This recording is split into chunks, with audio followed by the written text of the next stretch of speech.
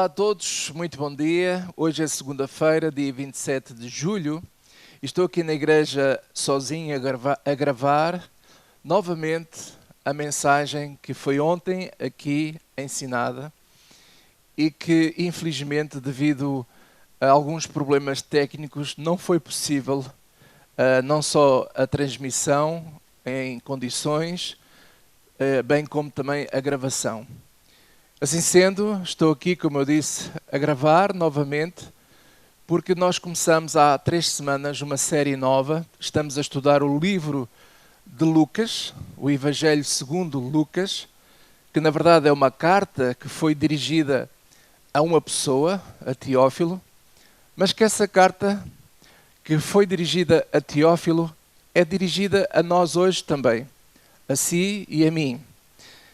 E daí a importância de todos nós seguirmos estes estudos para não perdermos o fio à meada, como se costuma dizer.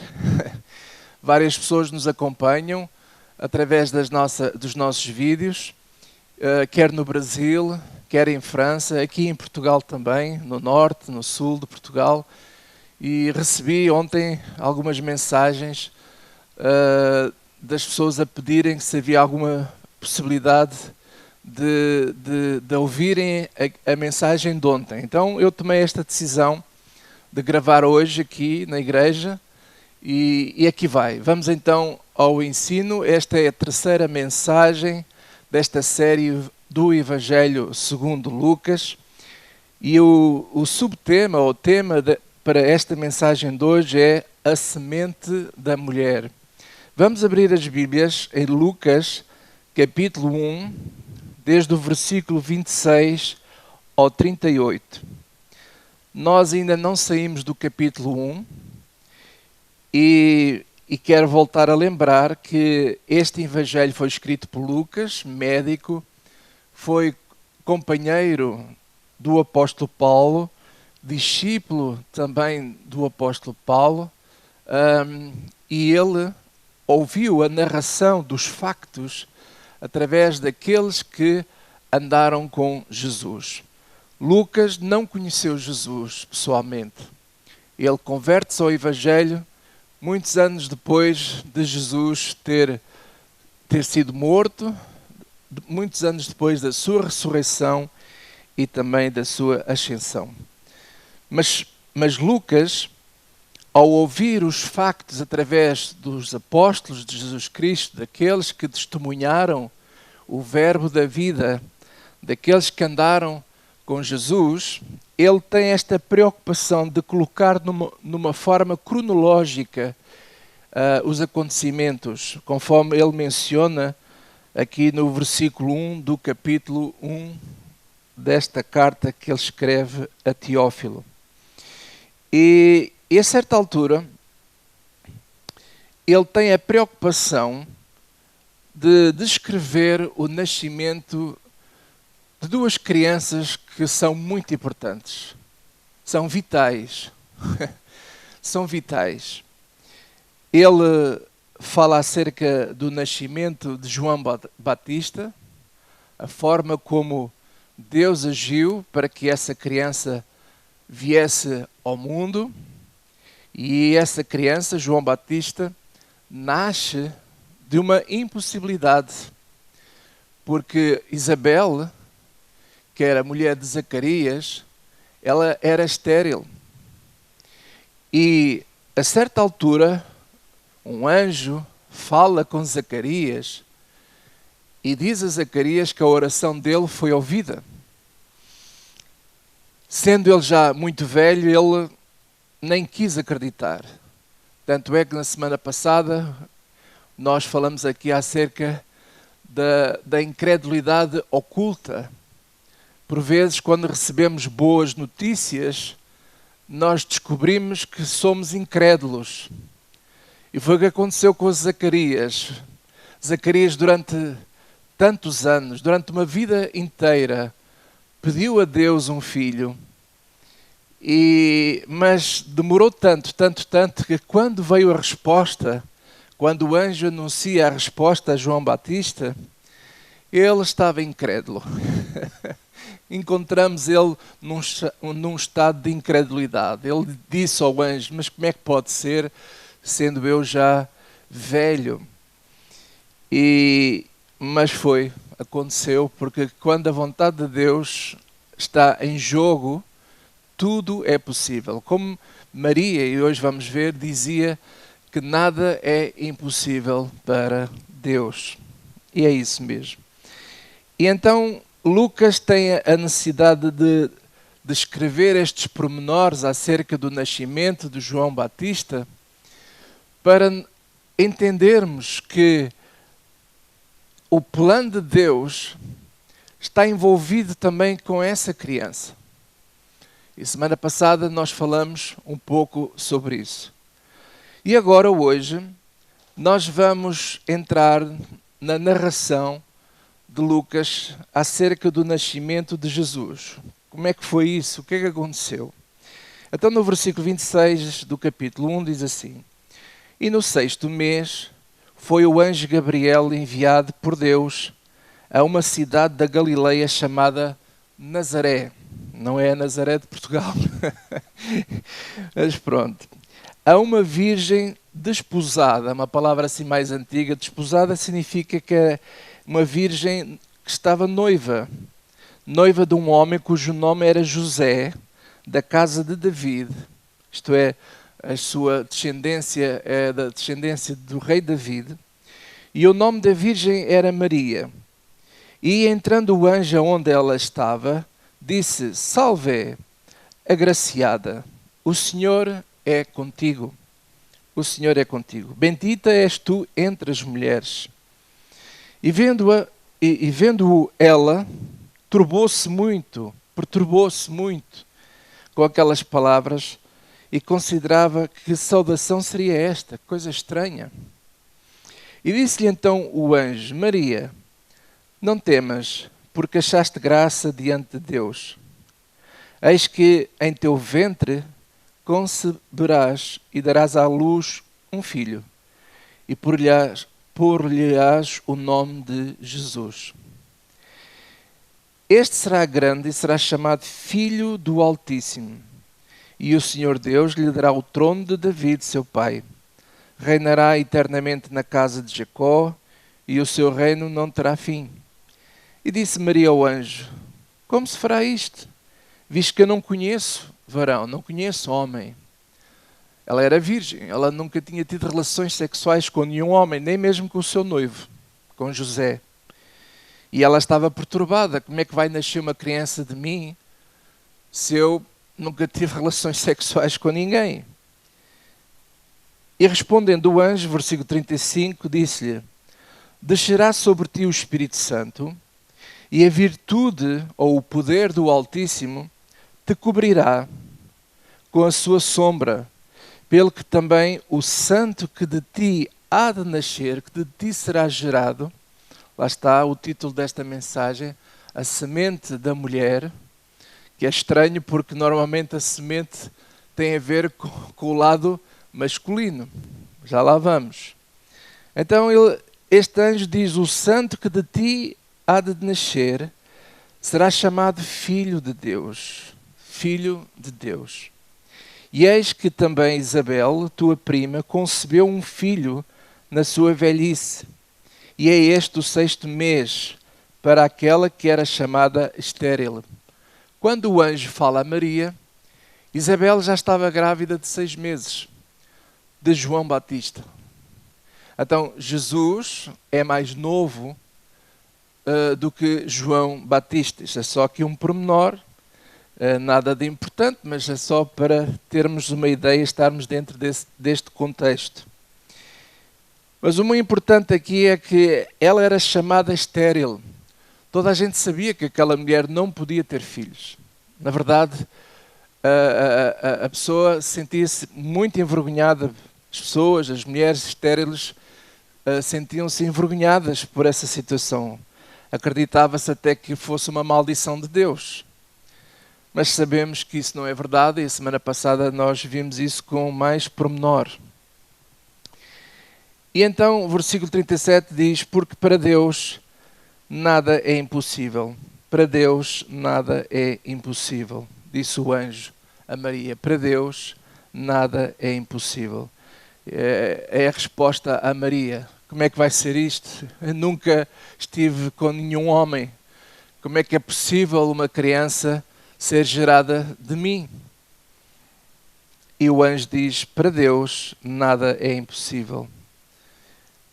E disse então Maria, eis aqui a serva do Senhor, cumpra-se em mim segundo a tua palavra. E o anjo ausentou-se dela.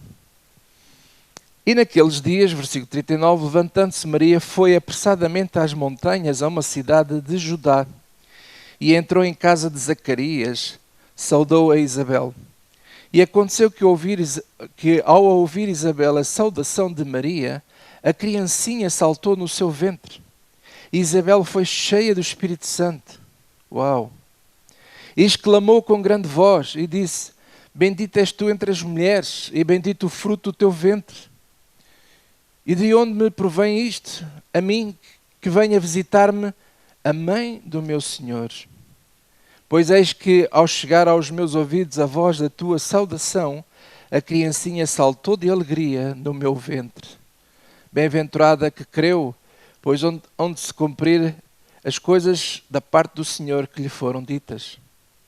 E disse então Maria, agora veja o que é que a Maria diz. A minha alma engrandece ao Senhor. A alma de Maria engrandece, adora ao Senhor. Adora ao Senhor. E o meu espírito se alegra em Deus, meu Salvador. A Maria reconhece que a criança que dela é gerada é o Salvador dela. É o Salvador dela. E aqui logo me remeto a uma situação que nós todos conhecemos, que infelizmente ao longo de muitos séculos, o culto a Maria, a adoração a Maria, quantas pessoas há, pessoas boas, pessoas fantásticas até, mas que têm uma adoração pela Maria, ao ponto de achar que Maria lhes pode acudir, lhes pode salvar. Mas a própria Maria, ela mesmo disse com as suas próprias palavras que ela vai ser gerada dela o Salvador, não só do mundo, mas o Salvador dela mesma. O meu Senhor, como ela diz, o meu espírito se alegra, a minha alma engrandece ao Senhor e se alegra em Deus, meu Salvador. Meu Salvador. Que coisa fantástica. E depois ela diz, no versículo 48, porque atentou na baixeza da sua serva, pois eis que desde agora todas as gerações me chamarão de bem-aventurada. E não tem mal nenhuma, não tem mal nenhum nós reconhecermos que Maria foi uma santa mulher de Deus, bem-aventurada. Porquê é que foi bem-aventurada? Porque ela foi fiel, ela se disponibilizou, ela foi obediente à vontade de Deus. Porque ela não conhecia o homem, de repente ela vai gerar uma criança, vai florescer do seu ventre uma criança que fruto de um relacionamento que nós não sabemos que relacionamento é esse, porque não havia relacionamento de nenhum homem com ela. E isso depois, noutras núpcias, havemos de falar que seria uma vergonha. Seria o desacreditar dela. Ela estaria exposta à vergonha numa sociedade complicada. Mas ela se dispôs, porque ela disse, faça-se a tua vontade. Faça-se a tua vontade na tua serva. Por isso é que ela diz numa forma de profecia também que todas as gerações me chamarão de bem-aventurada, e por isso é que hoje há muitas pessoas que têm uma admiração muito grande por Maria, e não tem mal nenhum ter essa admiração. O mal está quando essa admiração se torna adoração, quando nós achamos ou confiamos de que ela nos pode acudir, que ela pode salvar, que ela pode vir em socorro às nossas aflições. E isso é que está errado, porque isso chama-se idolatria. E idolatria é pecado. E Maria continua a louvar a Deus, porque na verdade, desde o versículo 46 até o 56, as palavras de Maria tornou-se um cântico. O cântico de Maria, reconhecendo o favor de Deus na vida dela, reconhecendo que ela passa a carregar o Salvador, o Senhor dela e o Senhor de todos nós. Glória a Deus. Que coisa maravilhosa. Agora, deixa-me explicar o seguinte. Este nascimento desta criança, deste Jesus, porque foi uma instrução que o anjo disse, tu vais colocar o nome de Jesus. É interessante que Lucas, quando fala acerca do anúncio do nascimento de João Batista, diz que o anjo fala a Zacarias, fala ao homem. A tua oração foi ouvida e tu vais ter um filho. Mas no caso do nascimento de Jesus, o anjo não se dirige a nenhum homem. Porque, por norma, Deus dirigia-se aos homens, porque a semente que gera filhos vem de onde? Vem dos homens. Então, por norma, não é? O anjo ou o anúncio de uma notícia tão importante como esta era dirigida, por norma, nem sempre era assim, mas por norma, ao homem. Tu vais ter um filho, a tua oração foi ouvida. No caso de Maria, Maria não estava a orar por nada disto. Maria não queria, não estava a pensar em filhos. Provavelmente estaria mais a pensar como é que seria o casamento ou como é que iria desenvolver o seu noivado com José. Ela não pensava em nada de crianças. Ela não tinha ideia de filhos para já, naquele momento, e de repente aparece o anjo e dirige-se a uma mulher, dirige-se a Maria, dando-lhe aquela notícia absolutamente assustadora e ao mesmo tempo maravilhosa. E este nascimento deste Jesus, quem é este Jesus? Jesus, na verdade, é o Cristo. É o divino, é Deus, é o eterno, é aquele que não tem princípio nem fim, mas que também tem princípio e tem fim porque se manifestou na existência. A criação é algo que passou a existir, mas Deus não habitava na existência. Deus é eterno. Ele habita na eternidade. Não tem princípio e nem tem fim. Enquanto que a criação e a existência têm princípio e têm fim. E quando Deus criou, este Cristo de Deus já o é. Já era. Conforme João escreve no seu Evangelho, também logo no capítulo 1, nos primeiros versículos, o Verbo se fez carne. Então, este Cristo de Deus, este Deus, ele vem encarnar, ele se faz carne. Nós sabemos que o nascimento de um ser humano necessita de óvulo feminino e de um espermatozoide masculino. Nós sabemos isso. Quando o óvulo é fertilizado pelo espermatozoide, desenvolve-se um embrião humano e 9 meses depois, por norma, nasce a criança, nasce o bebê.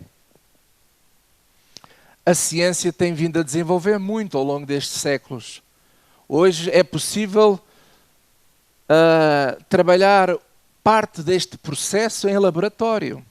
É possível pegar no espermatozoide humano e fertilizá-lo in vitro e depois colocá-lo no útero da mulher. Irmãos, a ciência avança muito e há coisas que às vezes são incompreensíveis e nós pensamos que não são possíveis de acontecer, mas para Deus tudo é possível. O anjo disse a Maria, não é? O anjo disse a Maria, para Deus nada é impossível, aqui no versículo 37, porque para Deus nada é impossível. Quero dar aqui, por exemplo, alguns exemplos que nós já sabemos, mas vamos imaginar, vamos recuar há uns séculos atrás. Imagine no século X, ou XI, ou XII, e imagine que alguém do futuro chegasse lá àquele século e dizia assim, vocês sabem uma coisa? A humanidade vai ter um aparelho que lhe vai dar o nome de avião e esse aparelho vai transportar centenas de pessoas de um lugar para outro lugar. E esse transporte é feito pelo ar. Como é que vocês acham que seria a reação dessas pessoas? Iriam nos chamar malucos? Isso não é possível. Isso não existe. Não, isso não existe. Não é possível. Mas tornou-se possível e essas pessoas que viveram nesse tempo não estavam cá para ver, mas aconteceu.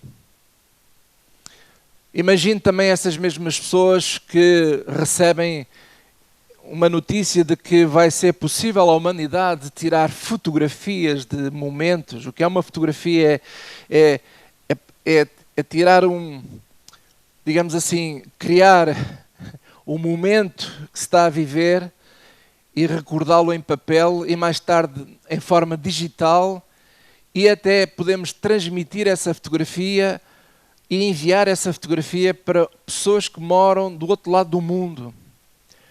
E já não é mais fotografia só, mas também são vídeos, imagens em movimento. Você pode imaginar alguém a tentar explicar isso naquele tempo? Como é que vocês acham que essas pessoas iriam reagir? Iriam dizer, esta gente é doida da cabeça. Toda a gente está doido. Está doido. E eu quero lembrar para vocês uma passagem que está em Colossenses, no capítulo 2, versículo 3, que diz assim: Nele, em Cristo, estão escondidos todos os tesouros da sabedoria e da ciência. Em Cristo estão escondidos todos os tesouros da sabedoria e da ciência. A ciência e a tecnologia evoluiu muito na humanidade. Evoluiu imensamente aos nossos olhos. Mas esta evolução, aos olhos de Deus, é como o tamanho da cabeça de um alfinete. Porque a sabedoria de Deus, a ciência de Deus é tão infinita que nós nem sequer conseguimos imaginar o que é possível ser feito. Porque como o anjo dizia, para Deus nada é impossível. Para Deus nada é impossível. E vimos isso ao longo da história e estamos aqui a ler, por exemplo, que Isabel, mulher de Zacarias, era estéril e ela concebeu um filho. João Batista nasce de uma impossibilidade. Não é possível esta mulher ter filhos porque ela é estéril. Está comprovado estes anos todos. Mas Deus transformou o impossível em possível. Como é que Deus faz? Não faço a mínima ideia, irmãos. Não faço a mínima ideia. Agora vamos analisar o nascimento de Jesus, porque isto é mistério. Há mistério aqui. Eu não sei até que ponto, como é que vocês acham ou pensam como Jesus foi gerado, mas a primeira coisa que eu quero dizer a vocês é que Jesus não foi gerado de espermatozoide de homem.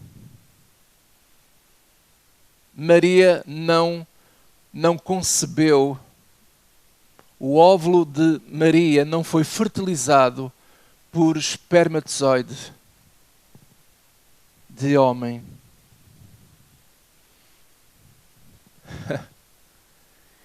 E o que é que a ciência, o que é que nós humanos chamamos ao modo de como Jesus, ou como este Cristo divino, veio a este mundo?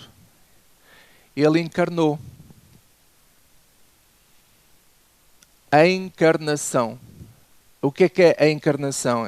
É algo que existe, que sabemos que é real, ele é, e que encarna.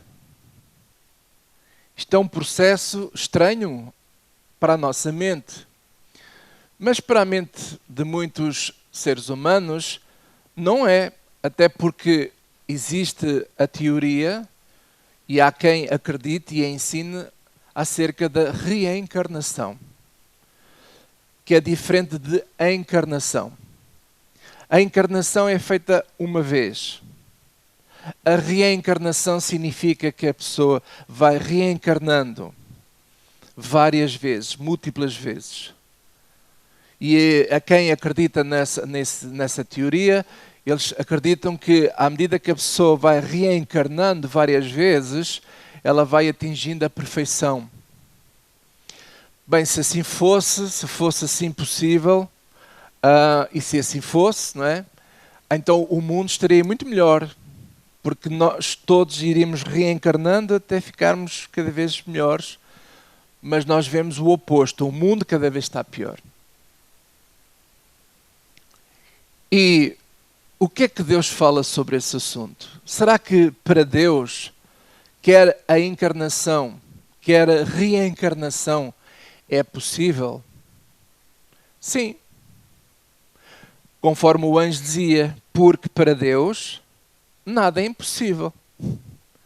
Para Deus nada é impossível. Em Cristo estão escondidos todos os tesouros da sabedoria e da ciência, do conhecimento. Então, Deus, se assim quisesse e se assim fosse a vontade dele, ele poderia fazer com que nós, seres humanos, pudéssemos, em vez de nascer por um processo normal que nós conhecemos, através do espermatozoide de um homem, ele poderia criar então essa reencarnação. Mas Deus não decidiu assim. Deus não decidiu assim. E eu gostava de partilhar convosco Hebreus capítulo 9, versículo 27. Podemos ver aí Hebreus 9, versículo 27. E diz assim: E como aos homens está ordenado morrerem uma vez. Quantas vezes? Uma vez. Vindo depois disso o juízo. Ora, nós somos, conforme a descrição de Gênesis, nós, homens, quando digo homens, refiro-me também a mulheres, nós somos almas viventes e recebemos de Deus um espírito. E a alma vivente que nós somos, com o espírito de vida que recebemos de Deus, precisamos de um corpo. E esse corpo é gerado nesta concepção que nós conhecemos. O espermatozoide fertiliza o óvulo feminino e depois desenvolve-se um embrião humano e ao fim de X meses, 9 meses, nasce.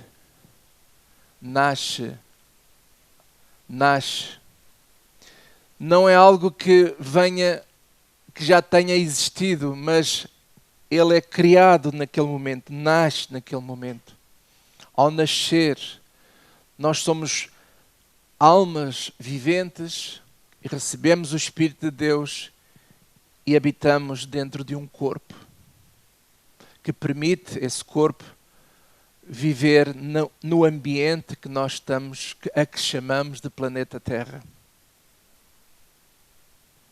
E conforme o texto de Hebreus 9 diz ao homem, vou voltar a ler aqui, eu fechei aqui a Bíblia, mas vou voltar a ler versículo 27.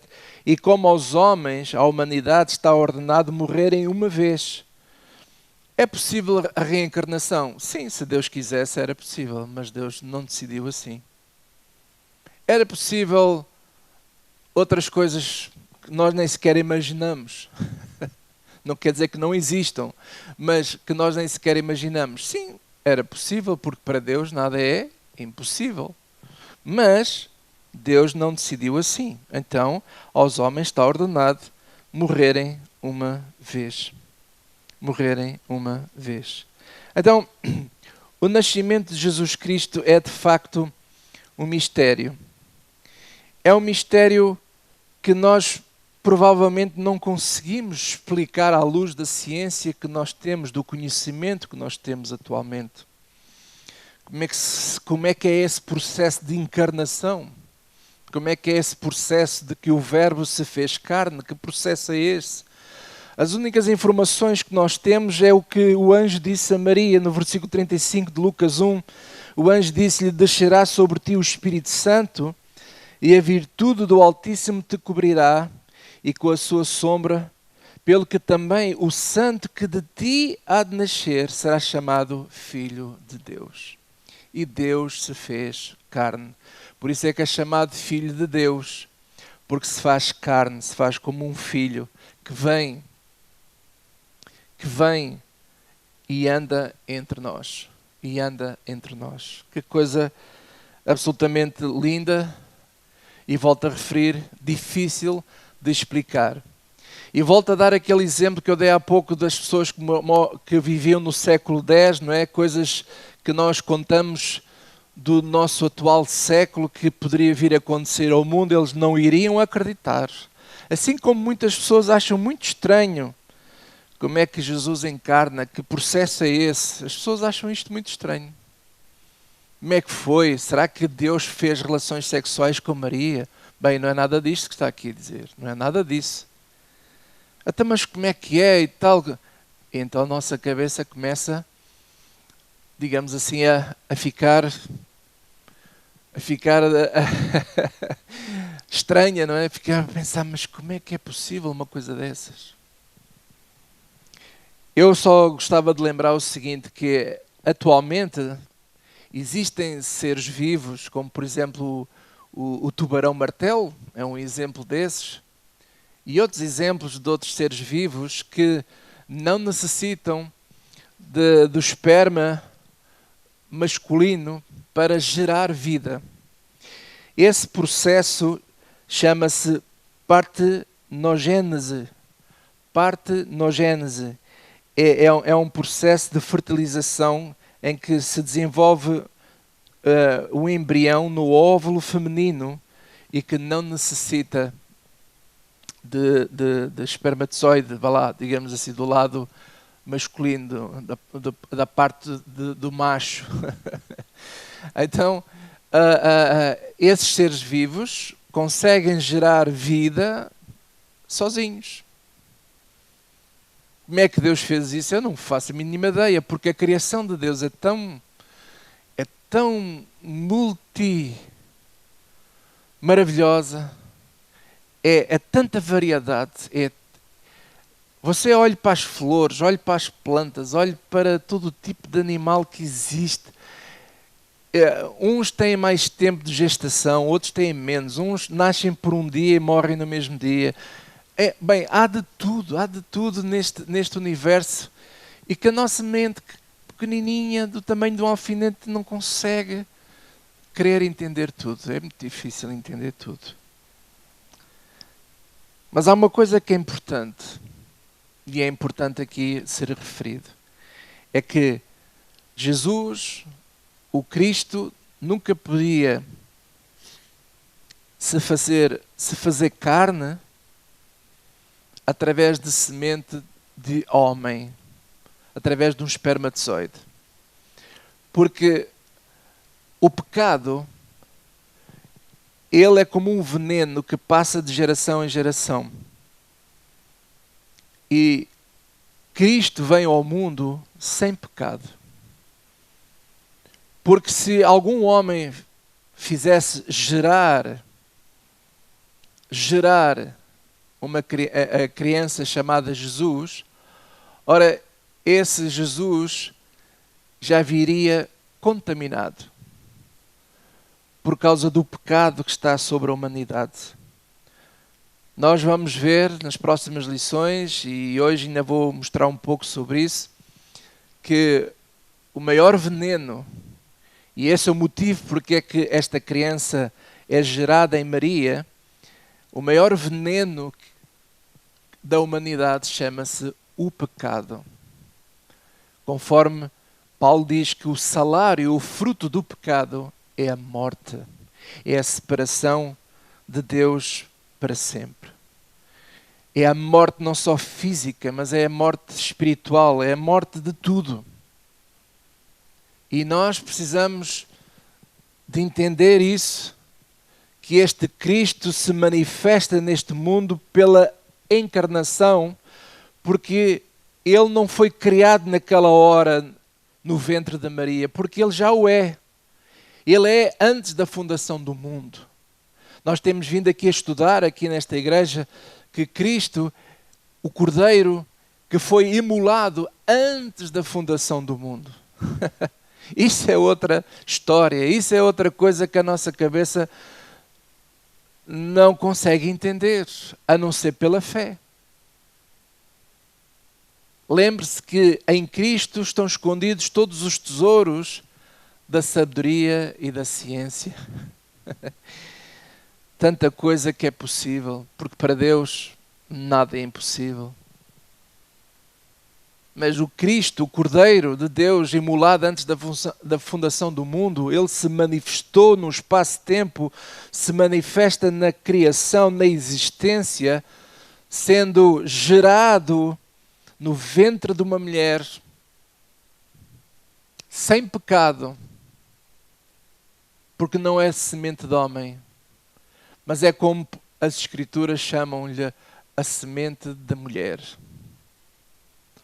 E Deus anuncia essa semente após Adão e Eva ter desobedecido a Deus. Veja aí em Gênesis capítulo 3, se nós formos no instantinho aí, Gênesis 3, estou quase a terminar, mas Gênesis capítulo 3, versículo 15, pela primeira vez nós vemos aqui a promessa do Salvador. A promessa da vinda de alguém que iria fazer algo que é extremamente poderoso, é vital, é de vida. E Deus fala para a serpente, após Adão e Eva terem sido enganados pela serpente, e esta linguagem de Gênesis é uma linguagem de alegoria, mas nós sabemos que esta serpente, e conforme Apocalipse fala da serpente, também refere-se ao diabo e a Satanás, que é a mesma entidade, é a mesma pessoa, é o mesmo ser, e esta serpente ouve isto da boca de Deus, e Deus diz assim para a serpente no versículo 15, e porei inimizade entre ti e a mulher. É engraçado que não diz entre ti e o homem, não, refere-se à mulher. Porquê? Já vamos ver porquê. Porém, inimizade entre ti e a mulher, e entre a tua semente, a semente do mal, a semente do diabo, e a sua semente, a semente da mulher, referindo-se à mulher. E esta, a semente da mulher, te ferirá a cabeça. Noutras traduções diz, esmagará a cabeça. E tu lhe ferirás o calcanhar. Quando nós temos uma ferida no calcanhar, é doloroso, pode ser doloroso, depende do ferimento, mas é algo que depois se cura com o tempo. Mas quando uma cabeça é ferida ou quando uma cabeça é esmagada, é a morte dessa cabeça. Então Deus já está aqui a profetizar, após um descalabro de uma desobediência que trouxe maldição sobre a terra, Deus promete que vai haver a semente da mulher. Esta semente da mulher vai ferir, vai esmagar a cabeça da serpente. Aleluia! E é isso que Cristo vem. Cristo se manifesta em Jesus. Jesus padeceu, sofreu. Este ferir do calcanhar foi o sofrimento desta semente. Jesus sofreu, padeceu, mas ao terceiro dia ressuscita. E a ressurreição e a ascensão de Jesus Cristo esmaga o poder do diabo. Por isso é que Paulo diz que as portas do inferno não podem prevalecer contra o avanço da Igreja de Cristo. E quem é a Igreja de Cristo? Não são edifícios, a Igreja de Cristo são pessoas. São todos aqueles que já foram lavados no sangue de Jesus Cristo. Todos aqueles que fazem parte desta semente gerada por a mulher. E eu tenho para mim, creio de todo o meu coração, que esta mulher é Maria. Maria gera do ventre dela um milagre. Gera do ventre dela a semente que esmaga a cabeça da serpente. Glória a Deus. E os hebreus, vocês sabem que para os hebreus, para os judeus, as palavras têm muito significado. E aqui a palavra semente, a semente da mulher que esmaga a cabeça da serpente, a palavra semente no hebraico significa Azerá. H-A-Z-E-R-A, Azerá. Que significa semente física, significa descendência e continuidade. Descendência e continuidade. Esta palavra Azerá carrega o sentido de origem, de futuro e vida que se multiplica. Glória a Deus. É muito interessante, porque é exatamente isso, porque a semente da mulher é o quê? É um espermatozoide? Não. A semente da mulher é Cristo. É o Cristo divino. Ela é a semente. Ela é a descendência que carrega a vida eterna. Ele é a descendência que carrega a vida eterna. E podemos ver isso, por exemplo, com o apóstolo Paulo em Gálatas. Se formos aí a Gálatas no instantinho, vamos ver aí, deixa-me lá ver aqui, capítulo Gálatas, capítulo 3, versículo 16, Paulo está a lembrar as promessas que foram feitas a Abraão e à sua posteridade. Posteridade é outra palavra que significa descendência. Não diz descendências plural, mas descendência singular. E já vamos ver porquê. Versículo 16 diz assim: ora, as promessas foram feitas a Abraão e à sua descendência, ou posteridade. Não diz às descendências ou às posteridades, como falando de muitas, mas como de uma só, à tua posteridade. Que é quem? Que é Cristo. Por isso é que o anjo dizia a Maria, ele vem dessa descendência de David, vem da descendência de Jacó, vem da descendência de lá de trás. Significa que até Maria, toda a linhagem, toda essa descendência que é feita, faz com que haja essa semente que é Cristo. Cristo é a semente, é a descendência daqueles que vão herdar a vida eterna. Aleluia. Por isso muitas vezes nós vemos e lemos na palavra de Deus e vemos que aqueles que estão em Cristo têm a vida eterna. Aqueles que estão em Cristo já não estão debaixo da maldição. Aqueles que estão em Cristo florescerão como a erva, como as flores do campo. Aqueles que estão em Cristo. Irmãos, o mundo precisa de entender, nós precisamos de entender que nós precisamos de seguir e de estar nesta descendência. Cada um de nós, eu, você, se fôssemos fazer a nossa árvore genealógica, nós iríamos provavelmente descobrir de onde é que nós viemos. Uns vêm de uma certa linhagem, outros vêm de outra, etc. Não importa. Por isso é que Jesus disse a Nicodemos, necessário é nasceres de novo. Tu precisas nascer de novo. O que é isto de nascer de novo? Será que vamos voltar à barriga da nossa mãe? Alguns de nós nem sequer já temos a mãe cá connosco. Então o que é isto que Jesus quis dizer a Nicodemos, nascer de novo? Nascer de novo é nascer na linhagem desta descendência que é Cristo.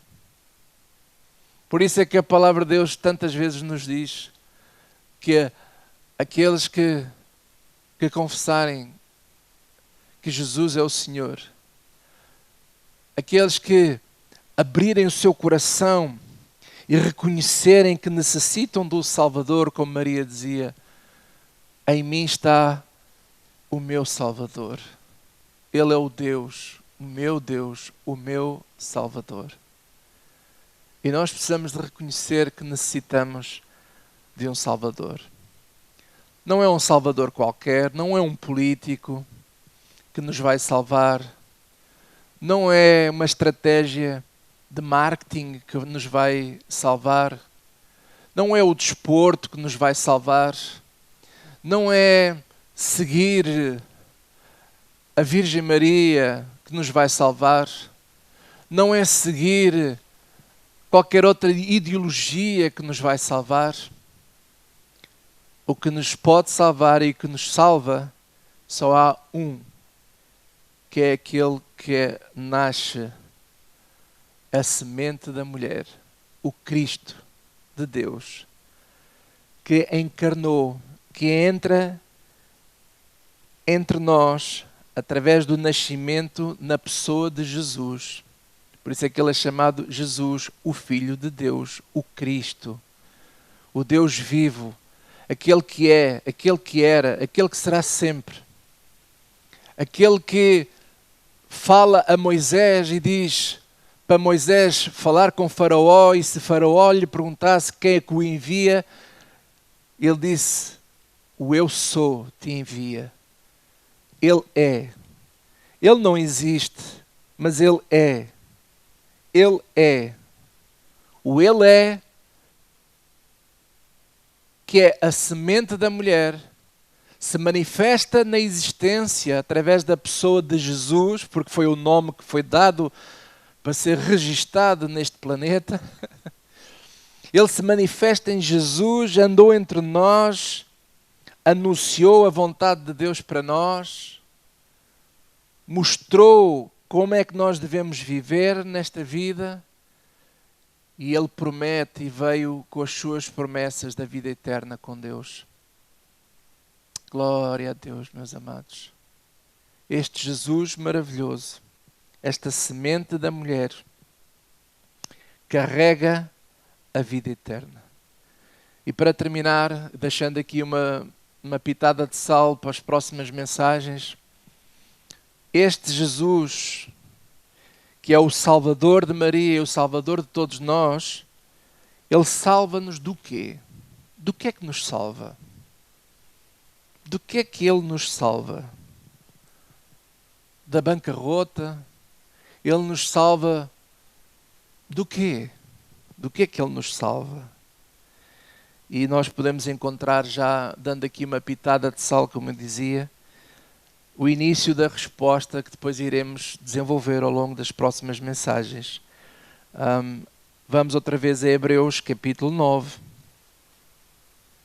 versículo 26. Hebreus 9, versículo 26. E há pouco lemos o versículo 27 que dizia: e como aos homens está ordenado morrer uma vez, vindo depois disso o juízo. E antes disso, no versículo 26, diz assim: de outra maneira necessário lhe fora padecer muitas vezes, desde a fundação do mundo, mas agora, na consumação dos séculos, uma vez se manifestou. Ele se manifestou uma vez. Para quê? Para aniquilar o pecado pelo sacrifício de si mesmo. A missão, a grande missão deste menino que é gerado do ventre da mulher, gerado de uma forma inexplicável, numa forma que nós não entendemos, mas eu chamaria de uma ciência avançada. Este menino é gerado de uma ciência avançada, gerado da semente da mulher, conforme é dito nas Escrituras. Ele vem a este mundo, se fez homem, encarnou para aniquilar o pecado. Aniquilar o pecado. Ficamos por aqui. Deus te abençoe e até domingo. Um grande abraço a todos.